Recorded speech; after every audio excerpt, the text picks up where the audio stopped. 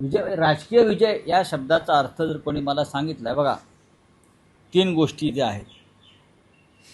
हे सरकार महाराष्ट्रातलं आणि देशात मिंदे म्हणतात न्यायालयामध्ये आपला राजकीय विजय होईल. ते न्यायालय शब्द त्याने वापरला का मला माहीत नाही. आपला राजकीय विजय होईल. देवेंद्र फडणवीस म्हणतात सर्वोच्च न्यायालयातही तोच निकाल लागेल जो आधी लागला. बरोबर ना? आणि नरेंद्र मोदी असं म्हणतात की त्या गद्दारांना भेटल्यावर घाबरू नका, मी तुमच्या पाठीशी आहे.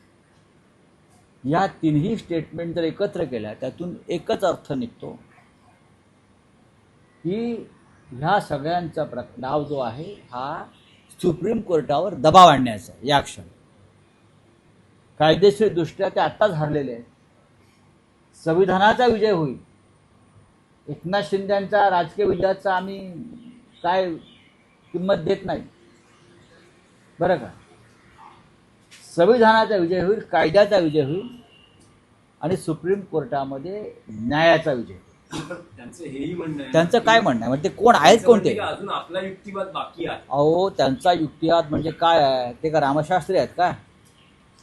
हा, खोट्याचं खरंच करणार ना.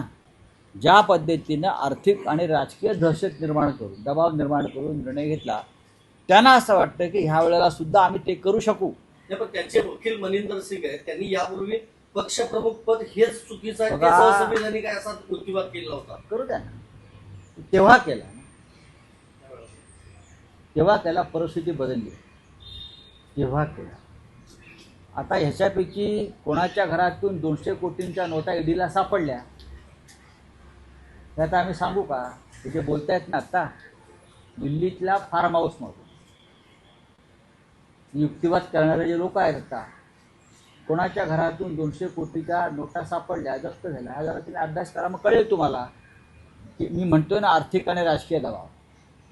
राजेश कुमारांपर्यंत आर्थिक व्यवहार झाला असा आरोप आहे तुमचा? 100%. मी आधी बोललो, निवडणूक आयोग हा माझा संदर्भ आहे. निवडणूक आयोगानं तेव्हा आमची शिवसेना बाळासाहेब ठाकरेंची, हिंदू हृदय सम्राटांची आणि धनुष्यपणा विकला आणि हजारो कोटीचा व्यवहार झाला. त्याच्यामध्ये दलालीचं काम अमित शहानी केलं. हे मी ऑन रेकॉर्ड बोलतो आहे. हे अजिबात कापायचं नाही. परिणामांची जी काय आहे तयारी ती माझी आहे, भोगायला मी तयार आहे. त्याशिवाय इतका संविधानाचा खून करणारा निकाल कोणी देऊ शकत नाही, मोठं आमिष मिळाल्याशिवाय आणि मोठी धमकी मिळाल्याशिवाय. एक विषय